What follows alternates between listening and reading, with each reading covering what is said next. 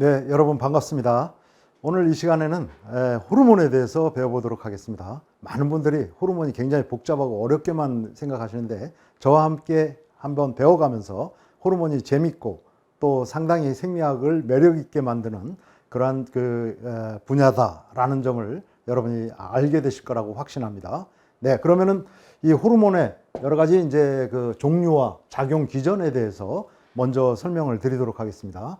자, 호르몬이 분비되는 곳을 내분비샘, 또 호르몬샘이라고 얘기를 하죠. 그래서 인체에는 여러 군데가 있습니다. 그래서 여기 보시게 되면은 송과체라는 곳도 있고, 또 여기 시상하부라고 하는 곳에서 뇌하수체가 이렇게 연결되어 있는데, 바로 이 시상하부와 뇌하수체 이 부위도 여러 가지 호르몬을 갖다가 분비하도록 하죠. 그 다음에 이제 여기 갑상선, 요 목 부위에 있는 갑상선이 있고, 또 부갑상선이 있습니다. 또 흉선이라고 하는 가슴샘도 있고, 또 여기 콩팥 위에 있는 부신, 부신의 부위도 있죠. 또 팬크리아스, 즉 췌장이라고도 그러고, 이 이자도 역시 인슐린이나 글루카곤 같은 그런 호르몬을 분비한다는 걸 여러분들이 이미 배웠었죠. 그 다음에 이제 우리 생식기에 있는 고환, 남자의 경우에는 정소라고도 그러죠. 그 다음에 이제 난소, 여성의 경우는 그렇죠. 그래서 여기서 테스토스테론 같은 호르몬, 또 여기서는 에스트로겐 같은 그런 여성 호르몬이 생성되고 분비된다고 할 수 있겠습니다.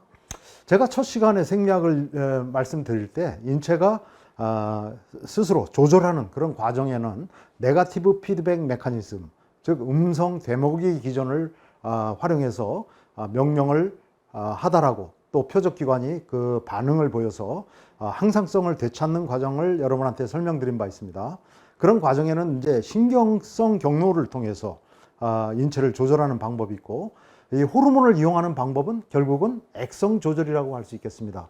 그래서 호르몬을 생산해서 혈액종으로 분비하게 되면 혈액을 통해서 표적기관까지 가서 그 표적기관의 어떤 활동 수준을 변화시키고, 또 그 표적기관으로 하여금 명령을 수행하도록 그렇게 신호를 전달하는 전령으로서의 역할을 하는 게 바로 호르몬이다. 근데 신경성 경로는 대체로 인체가 어떤 반응을 빨리 할 필요가 있을 때는 신경성 경로를 이용하게 되죠. 그러나 이제 우리 혈액의 흐름을 통해서 표적기관에 명령을 하다라는 방식은 보다 이제 그 반응 자체는 느리게 나타나는 것이죠. 그러나 그 효과는 상당히 보다 신경성 경로보다 장기적으로 나타나는 경우가 많다. 이 점을 우리가 얘기할 수 있겠습니다. 호르몬에는 사실 그 두 가지 종류가 있는데, 호르몬이 일단 분비돼 가지고 다른 내분비섬, 다른 호르몬샘에 가서 제2차로 다른 호르몬을 또다시 분비시키도록 자극하는 그런 형태의 호르몬이 있습니다. 그런 호르몬을 갖다가 조절 호르몬이라고 이야기를 합니다. 여기는 약자로만 써놨는데요. 예를 들어서 ACTH, 이런 호르몬은 사실은 부신 겉질 자극 호르몬이라고 돼 있죠. 말 그대로 부신 피질, 과거에는 이제 부신 겉질을 부신 피질이라고 그랬는데요. 부신 겉질을 자극해주는, 그래서 부신 겉질로부터 예를 들어서 코티졸이나 알도스테론 같이 다른 호르몬을 분비시키도록 자극해주는 호르몬입니다. 이 호르몬은 사실은 이 뇌하수체에서 분비되는 것이죠. 뇌하수체에서 분비돼 가지고 이 부신 겉질로 가서 부신 겉질로부터 다시 말씀드렸듯이 코티졸과 같은 그런 호르몬을 분비시키게 하는, 그것을 자극시키는 호르몬이다.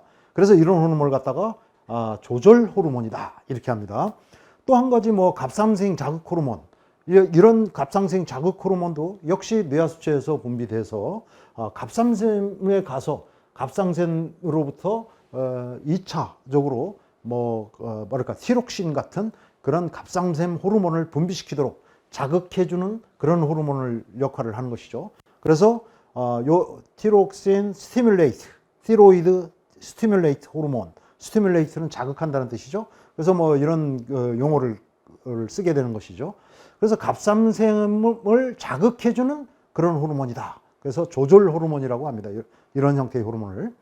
그 외에 기능 호르몬이라고 하는 것은 조절 호르몬 이외에 그 호르몬을 갖다가 이야기한다. 그래서 이런 조절 호르몬의 작용을 받아서 분비하거나, 또는 아니면 다른 그 요인에 의해서 호르몬샘에서 직접 분비되어서 표적기관에 가서 그 표적기관의 어떤 직접적인 활동 수준에 영향을 미치는 그런 형태의 호르몬을 갖다가 기능 호르몬이다, 이렇게 얘기할 수 있죠. 네. 네. 자, 그럼 호르몬을 어떻게 만드느냐? 우리 인체는 여러 호르몬 분비샘에서 여러 종류의 호르몬인데 크게 세 가지로 분류할 수 있습니다. 하나는 이제 단백질 펩타이드 호르몬이라고 하는 것인데, 우리 아미노산이 결합하는 방식을 펩타이드 방식이라고 하는데, 결국 이제 단백질 호르몬이라고 할 수 있겠습니다. 이런 호르몬은. 또 한 가지 스테로이드 호르몬, 대표적으로는 이 스테로이드 호르몬은 예를 들어서 테스토스테론 같은 성호르몬, 이런 것은 이제 콜레스테롤이 그 주된 재료이고, 또 스테로이드 호르몬으로 분류될 수 있는 것입니다. 아까 말씀드렸듯이 단백질 펩타이드 호르몬의 대표적으로는 인슐린 같은 것은 단백질 펩타이드 호르몬이라고 얘기할 수 있는 것이죠. 그 다음에 이제 아미노산 유도체 호르몬은 그 아미노산 개별 아미노산이 유도되어서 만들어진 호르몬이다, 이렇게 이해하시면 되겠습니다. 그러면 이제 이 호르몬을 분비하는 그 방식에 따라 몇 가지 이제 분비 방식이 있는데, 일단 대부분의 호르몬들은 혈액으로 직접 분비된다고 볼 수 있습니다. 그래서 이런 방식을 취하는 것이 혈액 분비라고 얘기할 수 있는 것이죠. 두 번째, 또 한 가지 중요한 방식은 신경 분비라고 하는 것입니다. 신경 분비라고 하는 것은 요 그림에서 요 표시되어 있는데요. 여기 뇌의 시상하부라는 것이 있고, 거기에 기능적으로 또 구조적으로 연결된 호르몬을 분비하는 특별한 호르몬 내분비샘이 있습니다. 그것을 갖다가 뇌하수체, 피튜어터리 글랜드라고 그러죠. 그래서 이 뇌하수체, 시상하부와 뇌하수체가 기능적으로 이렇게 연결되어 있는데, 이 시상하부에서 특별한 이 세포체들이, 신경세포, 이런 신경세포들이 있는데, 세포체들이 이 시상하부 영역에 있습니다. 요게 시상하부 영역이라고 하고, 요 아랫부분이 뇌하수체라고 한다면은, 이 부분에 세포체가 있어가지고 축삭이 쭉 내려와서 결국 어디로 분포되어 있느냐? 이 뇌하수체는 보게 되면 앞옆과 앞에 부분과 뒤에 부분, 뒤옆이 있는데, 이 뒤옆 쪽으로 이 축삭 다발이 쫙 내려가 있습니다. 그래서 이 축삭 말단에서 이 이제 호르몬을 분비하는 거죠.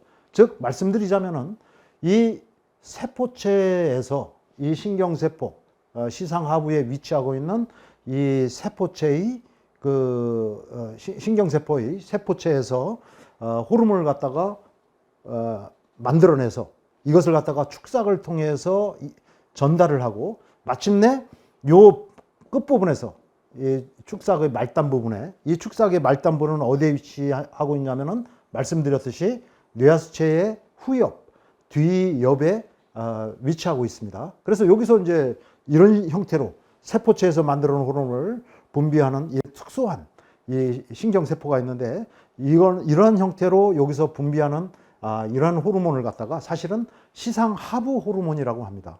그래서 이런 형태로 분비되는 것을 갖다가 신경분비라고 얘기한다.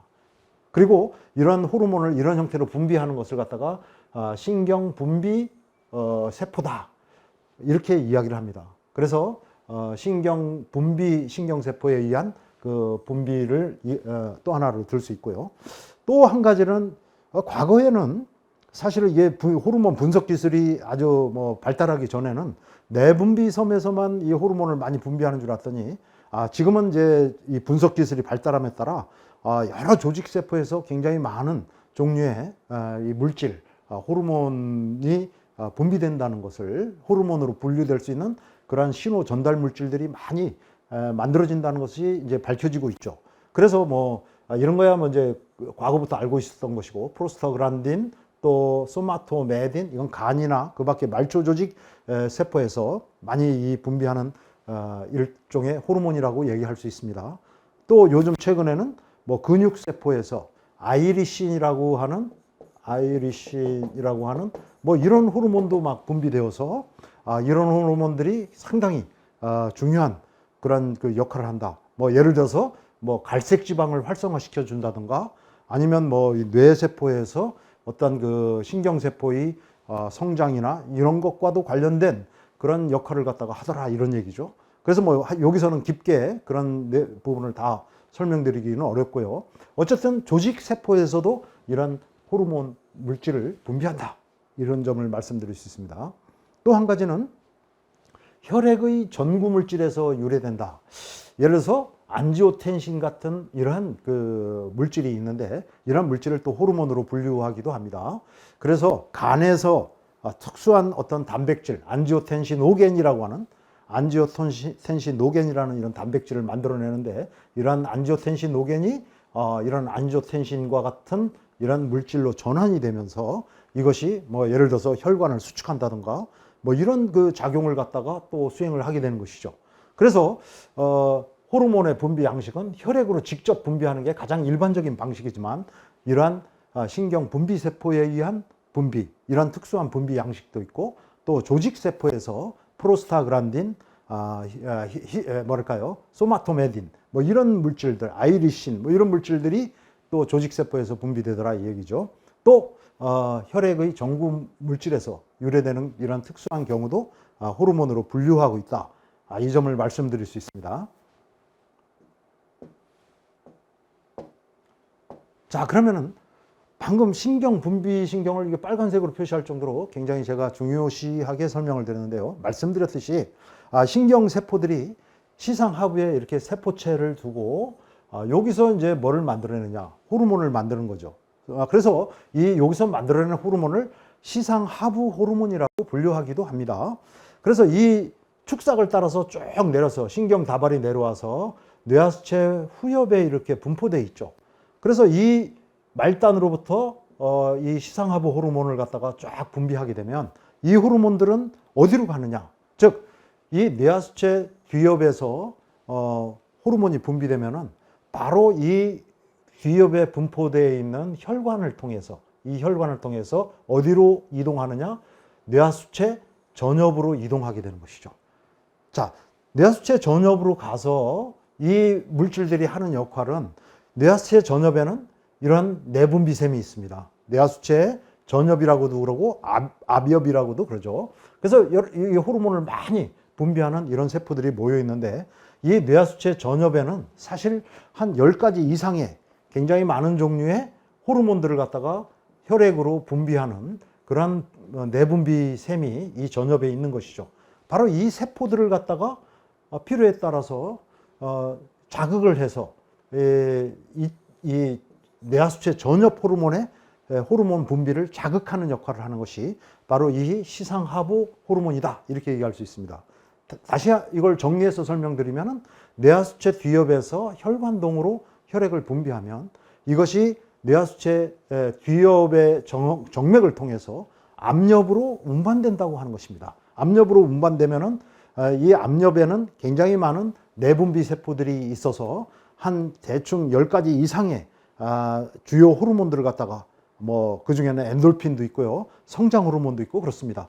이런 호르몬들을 특수한 호르몬들을 분비시키도록 자극하는 그런 역할을 한다고 하는 것이죠. 그래서 뇌하수체 압력 세포로부터 호르몬 분비를 갖다가 자극하는 그런 역할을 하는 것이다 이렇게 얘기할 수 있습니다.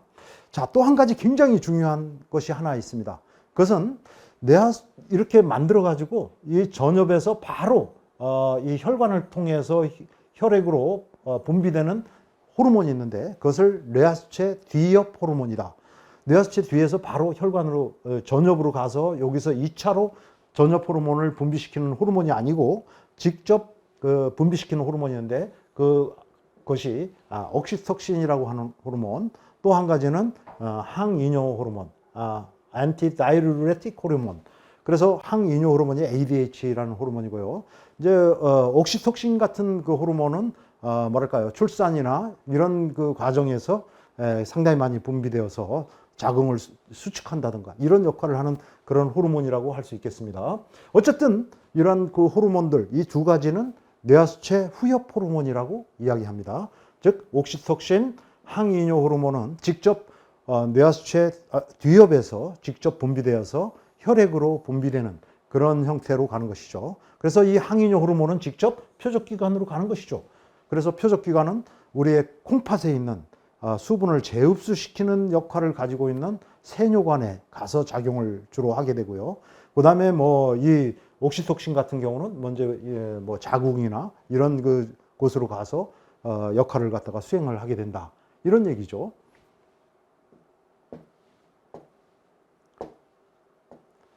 자, 그러면 이제 말씀드렸듯이 누차 이 그림을 다시 한번 설명드리는데 바로 여기서 만들어낸 그 호르몬을 즉 이 신경세포로부터 세포체에서 만든 호르몬이 이 축삭을 따고서 말단에서 분비되어서 결국 이것이 정맥을 통해서 혈관 다 연결돼 있죠. 기능적으로 또 구조적으로 연결돼 있어서 여기서 분비되면은 여기에 있는 아비업에 있는 내분비샘에서 특수한 각각의 그 호르몬을 갖다가 분비하게 되는데 그것을 갖다가 뇌하수체 아비업 호르몬이다 이렇게 얘기할 수 있는 것이죠. 그래서 그러한 과정은 방금 계속해서 설명을 드린 것이고요. 말씀드렸듯이 이러한 아비업에서 분비되는 호르몬에는 기능 호르몬도 있고 조절 호르몬도 있습니다. 조절 호르몬을 먼저 설명드리면은 티로이드, 타이로이드, 티로이드 스티뮬레이팅 호르몬, 즉 갑상선 자극 호르몬을 의미하는 것이죠. 그 다음에 FSH, 요것은 바로 이제 난포 자극 호르몬이라고 하는 것입니다. 그래서 요건 여성의 그도 난소에 가서 또 작용을 하는 것이죠. 또 요것은 뭐라고 하냐면은 부신피질 자극 호르몬이라고 할 수 있습니다.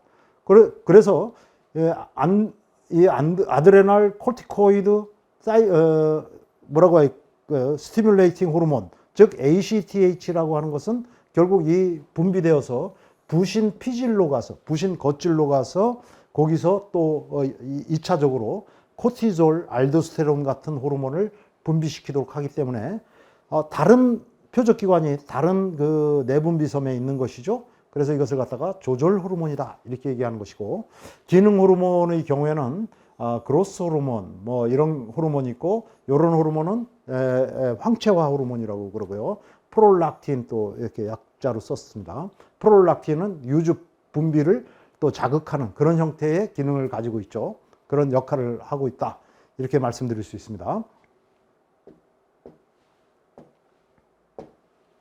자, 그러면은 이제 이 호르몬이 작용하는 어떤 이 방식을 좀 설명을 드리면, 여기 보시게 되면 호르몬이 이렇게 분비돼서 표적기관에 가면 표적기관의 세포에 반드시 뭐가 있냐면은 수용체라고 하는 것이 있죠. 자, 이런 모양의 수용체, 이런 모양의 수용체, 또 이런 모양의 수용체 있죠.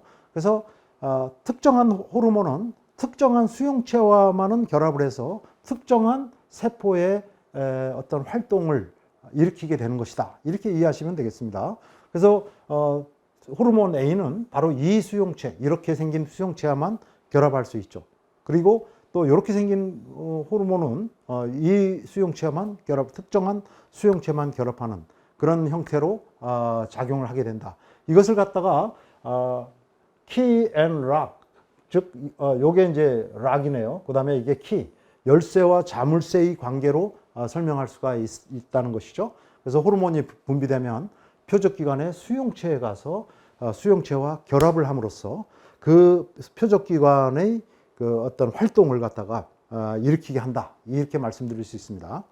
예를 들어서 이제 인슐린이라는 호르몬, 요걸 보여주는데 좀 복잡하게 그립니다만은 우리의 이자의 베타세포에서 분비되는 이 인슐린이라는 거, 혈액을 타고 와서 표적기관, 물 우리 간세포가 될 수도 있고요, 근육세포가 될 수도 있고, 그 밖에 인체의 여러 말초조직세포, 지방세포 다 이런 방식으로 표적기관이 있는 것입니다. 그 세포에는. 그래서 인슐린 수용체와 이렇게 결합이 됨으로써 세포 내에서 이런 활동의 변화가 일어나는데, 이런 그 신호 과정은, 활동의 변화를 일으키는 이런 과정은 사실은 뭐 10번 또는 그 이상의 여러 번의 생화학적인 반응, 생화학적인 과정이라고 얘기할 수 있는데, 이것을 갖다가 다른 말로 얘기하면 신호 전달이라고 얘기합니다. 신호를 갖다가 계속 전달하는데, 이런 신호 전달의 과정은 일련의 생화학적 과정이고, 그 과정에서 여러 가지 효소들이 작용해서 결국 이런 세포 내 변화를 일으킨다고 하는 것이죠. 그래서 인슐린이 이런 변화를 일으키게 되면은 여기 보게 되면은 GLUT4 이런 용어가 있는데요. 글루코스 트랜스포터라고 하는 이 특별한 단백질이죠. 그래서 세포 내에 있던 이 특별한 단백질이 쭉 어디로 이동하느냐. 이거 역시 여러 경로를 통해서 신호 과정을 통해서 세포막으로 이동을 하게 되는 거죠. 즉 이런 이동, 트랜스로케이션이라고 하는데 이런 트랜스로케이션을 통해서 세포막에 도달하게 되면 이 GLUT4와 세포막과 퓨전, 즉 융합이 이루어지게 됩니다. 그렇게 융합이 이루어지면서 GLUTA-가 특별히 모양을 변형시키면서 이 글루코스라고 하는 이 포도당이라고 하는 이 영양소를 갖다가 이 단당류를 세포 안으로 들어올 수 있도록 이렇게 문을 열어주게 되는 것이죠.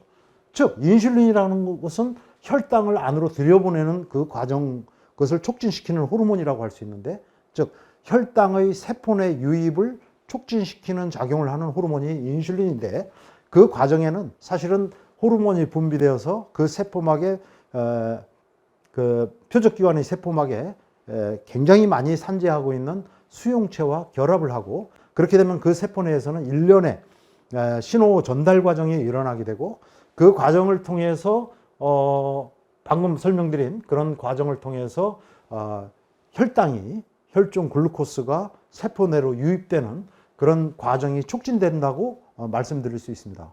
즉 이런 과정은 세포막에서 물질 운반의 속도를 조절하는 방식으로 이렇게 세포의 활동을 갖다가 일으킨다, 이렇게 얘기할 수 있는 것이죠.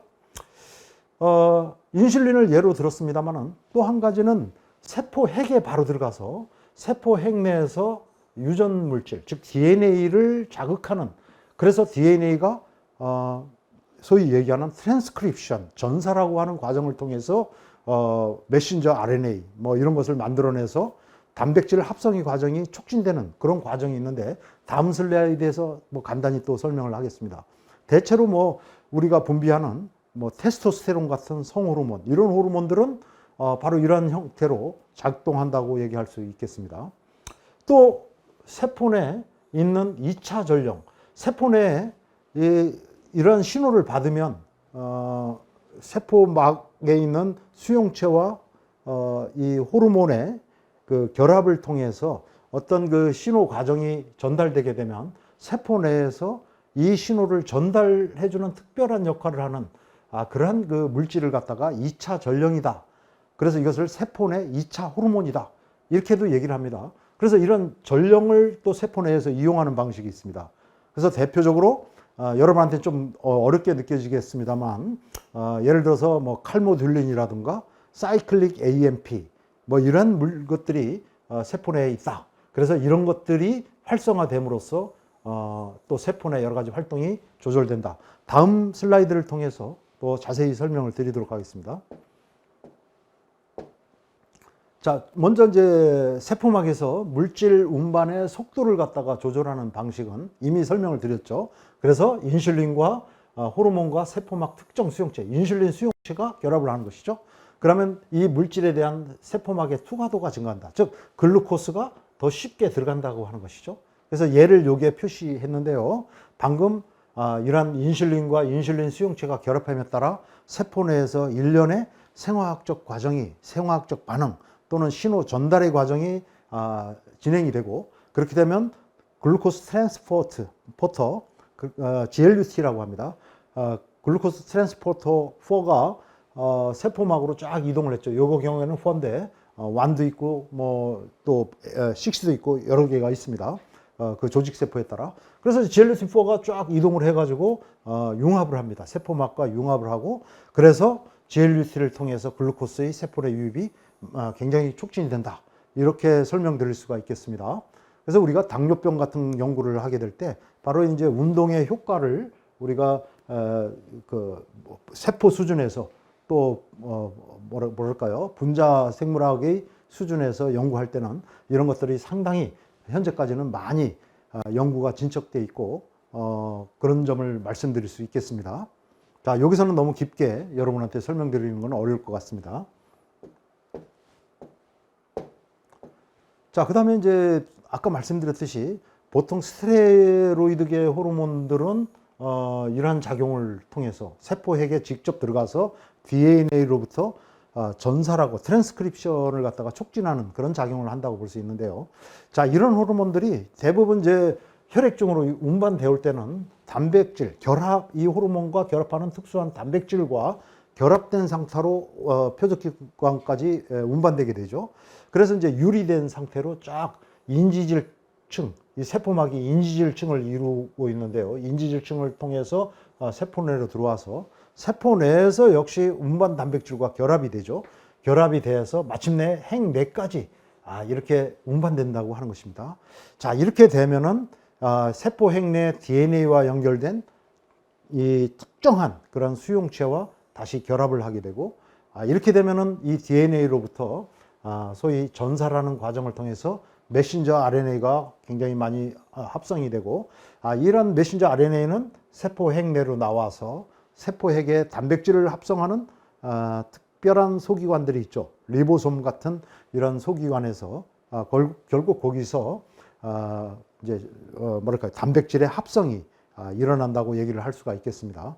뭐 이런 과정에 대해서는 제가 사실 이 유튜브 강의에서는 자세히 설명드리지 않았지만 저희 책 휴먼 퍼포먼스와 운동생리학의 첫 부분, 생리학의 가장 기초 부분에는 개요를 좀 설명을 해놨습니다. 그래서 그것을 먼저 읽고 저희 설명을 들으면 조금 더 이해하기가 쉬울 것으로 생각이 듭니다.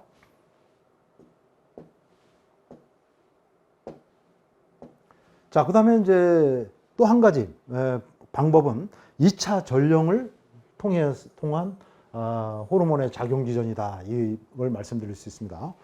이 호르몬들은 펩타이드 호르몬이 주로 이제 이런 작용을 한다고 볼 수 있는데요. 호르몬이 분비되어서 수용체와 이렇게 세포막에 있는 수용체와 호르몬이 결합을 하게 되죠. 그렇게 되면 이제 세포 내에서 이 G 프로테인이라고 하는 이 중간 물질을 매개로 해서 연쇄적인 세포 내에 반응이 나타나게 된다. 이런 말씀을 드릴 수 있고요. 그러면 이 G 프로테인이 활성화되면은 이것이 칼슘을 세포 내로 유입시키는 그런 게이트를 활성화시켜서 칼슘의 세포 내 유입이 활발하게 증가하고, 또 이것이 세포 내에 있는 칼모듈린이라고 하는 물질을 갖다가 계속해서 활성화시키게 됩니다. 이런 칼모듈린의 활성화를 통해서 단백질 전이효소의 활성화가 이루어지게 된다. 이로 인해서 세포 내 여러 가지 형태의 반응이 나타나는 그런 형태의 과정을 이야기할 수가 있습니다. 방금 이 설명한 것이죠. 칼슘 채널이 열리고 칼슘 내 세포 내에서 칼슘의 수준이 높아지면 세포 내에 있는 특수한 물질 칼모듈린이라고 하는 전 슬라이드에 말씀드린 2차 전령, 이것을 활성화시키고, 그렇게 함으로써 일련의 세포 반응이 촉진되거나 또는 이제 억제될 수도 있습니다. 이런 양방향으로 세포 내 활동의 변화가 나타나는 것이죠. 또 한 가지 일반적인 방식은 이렇게 호르몬과 수용체가 결합을 하게 되면은 G 프로테인이 활성화되고, G 프로테인의 활성화를 통해서 그 다음에 아데닐 사이클레자라고 하는 세포막에 존재하는 이 일반적인 공통적인 효소가 활성화되고, 이렇게 되면은 ATP가 사이클릭 AMP라고 하는 물질로 전환이 되면서, 즉 활성화되면서 이 사이클릭 AMP가 일련의 이제 생화학적 반응을 통해서 단백질 전이 요소를 활성화시키게 되는 것이죠. 그렇게 되면 이 세포 내에서 여러 가지 이제 세포 반응이 나타난다. 여기 뭐 예를 든 것이 있는데요. 예를 들어서 뭐 이게 간세포에서 이런 일이 벌어진다 하면 당원 분해, 글리코겐이 글루코스 6포스페이트, 글루코스 6포스페이트라고 하는 포도당으로 전환되는 그런 당원 분해 과정이 굉장히 촉진되게 되는 것이죠. 한편 뭐 이게 지방 조직이라고 하면 지방 조직에서는 어떤 변화가 일어날까요? 뭐 근육 조직도 마찬가지고요. 이 안에 있는 그 저장되어 있는 중성 지방이 글리세롤과 지방산으로 분해되는 그런 리폴리시스, 지질 분해 과정이 활발하게 일어나게 되는 것이다. 아까 말씀드린 대로 당원 분해는 글리코 제놀리시스, 이런 과정이 활발하게 일어난다. 이렇게 말씀드릴 수 있죠. 어쨌든 이런 세포 내 반응이 이러한 두 가지 경로를 통해서 또 세포 내 전령을 통해서 일어난다는 점을 우리가 이해하시면 여러분들이 세포가 호르몬과 어떻게 상호작용해서 수용체와 먼저 결합을 하고 그 이후로 여러 가지 이제 그 과정을 사실은 연구하는 그런 과정이 분자생물학 영역에서 활발하게 일어나고 이것이 이제 여러 가지 병리생리학이나 또 병의 원인을 규명하고 또 치료제를 개발하고 이런 과정에서 활발하게 일어나고 있다. 우리는 이제 운동이라고 하는 형태의 그 어떤 자극을 받았을 때 인체의 세포 수준에서 일어나는 변화를 보게 될 때는 바로 이러한 과정을 통해서 연구가 이루어져야 되는 것이죠. 네, 대단히 감사합니다.